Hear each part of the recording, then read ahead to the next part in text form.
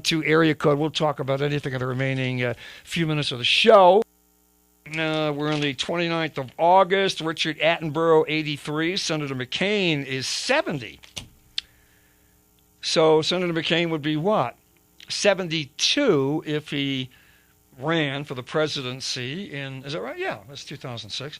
Elliot Gould, heaven help us, 68. 71. William Friedkin. Boy, there's a guy, one of the hottest directors going, got involved in a messy marriage and never attained what he had attained with French Connection and so many other really great motion pictures. French Connection being one of my all-time favorite films.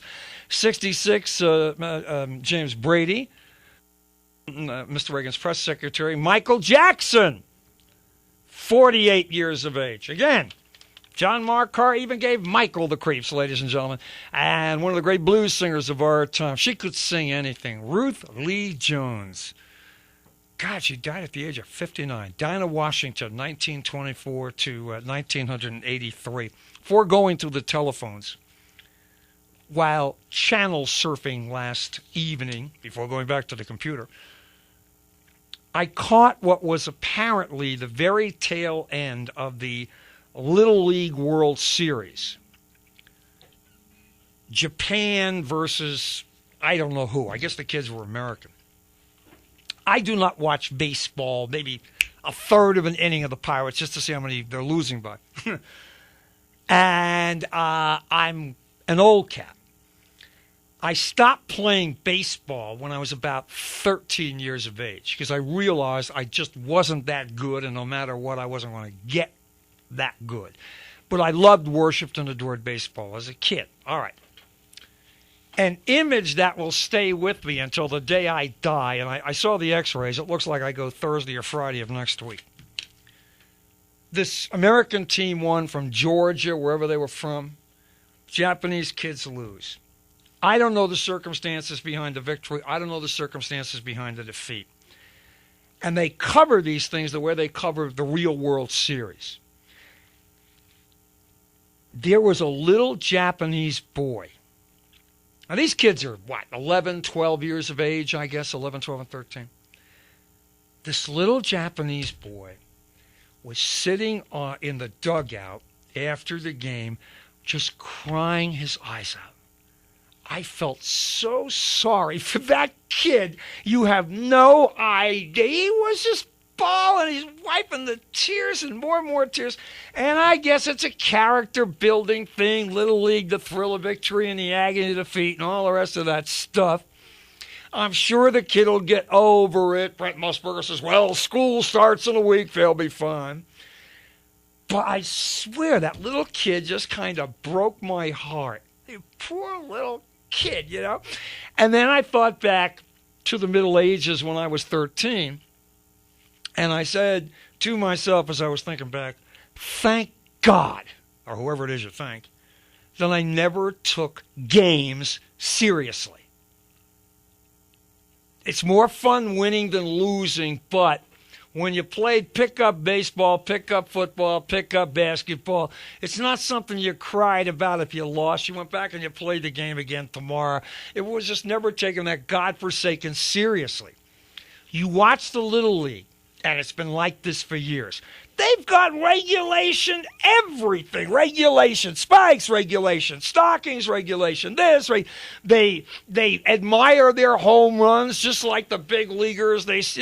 Everything that they do is the same stuff that you see in Major League Baseball. Okay? Solid. You never see kids having a catch anymore. You never see kids playing pickup baseball anymore. There's a baseball field over in Westview. I pass it if I'm on my way to Kmart. You know the one I'm talking about? It's right near Kmart. I drive by that thing maybe 3 or 4 times a week in the spring and in the summertime. You never see a bunch of kids playing ball. Whatever happened to pickup baseball? Once, twice, 3, shoot, choose up sides. I'm not saying Little League is terrible, that you're going to get cancer. That's not my point.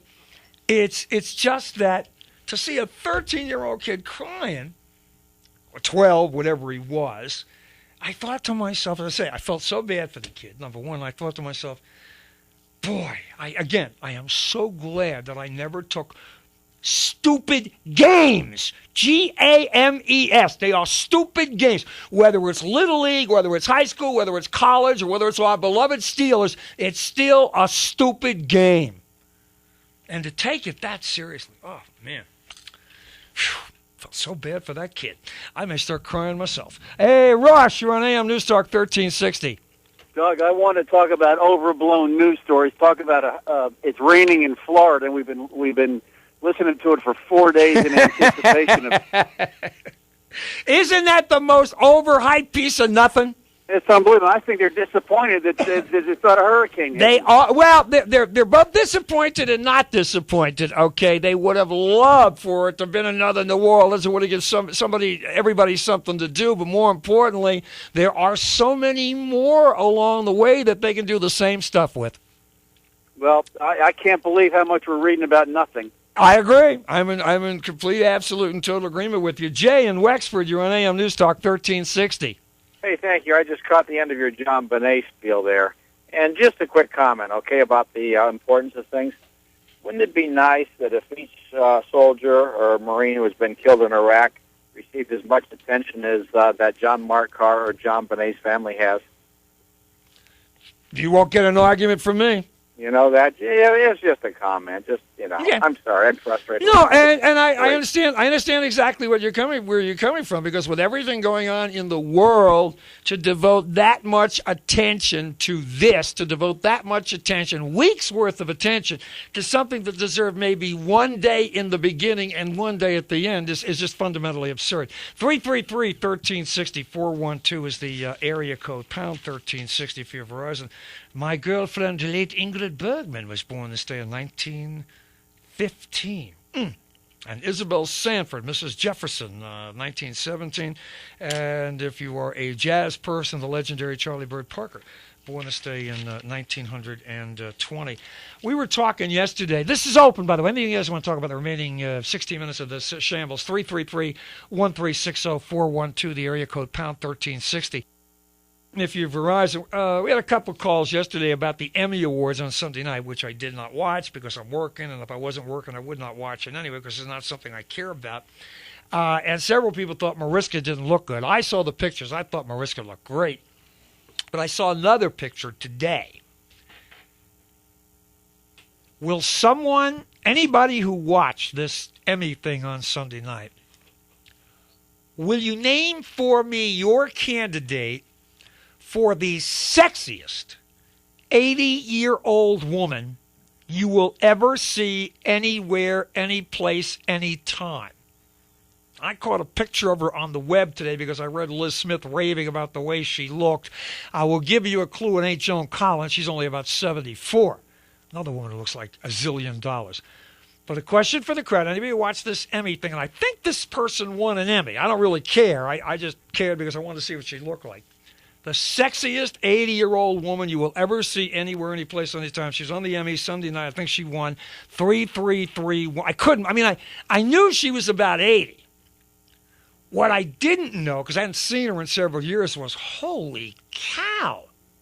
Now, I had seen her on the cover of a health magazine maybe 4 or 5 years ago. And I was fortunate enough to interview her. In fact, if I can find that interview, I'm going to let Lawrence have it because he'll get such a big kick out of it, because Lawrence will be here tomorrow. I interviewed her, 10 years ago, 12 years ago, whatever, and had an absolute blast with her. This woman is really out there, and I mean that in the best sense of the word. Anyway, that's the important question upon which to see. Now, folks, I don't pretend this is a news show, okay? We talk about nothing around here. There's no show like this show either, thank God. Yeah! Show I can dance, on show I can dance. 13 minutes before 6 o'clock, AM News Talk 1360. By the way, I have a new email address. Don't send it to the old email address. Send it to the new email address, Doug, D-O-U-G, at 1360WPTT.com. Doug at 1360WPTT.com. Hello, Joanne. Yes, is that Cloris Leachman? Am I mistaken, or did she look like $1 million? Oh, my God, I hope I look like that. Honey, I hope I didn't look like that when I was 30. Well, I'm 68 now, and I hope I look like that I wish I looked like that now. I thought she looked very good, and she talked very nice. Did you see her shake her? You know what? When she honey, I didn't need to see her shake her, and you know what? She gave me a back massage when she was a guest on the show, and I still have vivid memories of that. Thank you for sharing on that. Janice, were you going to say the same thing? Yes, I was. Was she unbelievable or what? She looked marvelous. And you know, Doug, they remade the movie The Longest Yard last year with Adam Sandler. And she played the warden's oversexed secretary. And she looked hot. Oh, I believe that. And you know what? I don't know if you commented, your girlfriend looked gorgeous. Well, you know, Helen Mirren. Oh, I saw Helen too. She looked beautiful. Well, Helen Mirren, she also had a line, which I will not repeat on the air, and she is very gifted in that area. But Helen Mirren, who's also 62, 63. Don't you think she's sexy? Honey, I thought she was sexy 20, 25 years ago. In Caligula, I have my own personal copy. And you know what? She's not that facelifted, all that makeup, wigs, and all that stuff sexy. That was the other thing I was going to say. So far as I can tell, I don't think Helen Mirren has ever had cosmetic surgery. Now, I looked at the picture of the Charlie's Angels ladies. Oh, my God. Those girls could barely move their face. But you know what? Fair as new nose, to be honest, it was better than the last one. Yeah, they kind of straightened it out. Yeah, but that was even better than the one before that, the one before that, the one before that. Thanks for calling. 333-1360.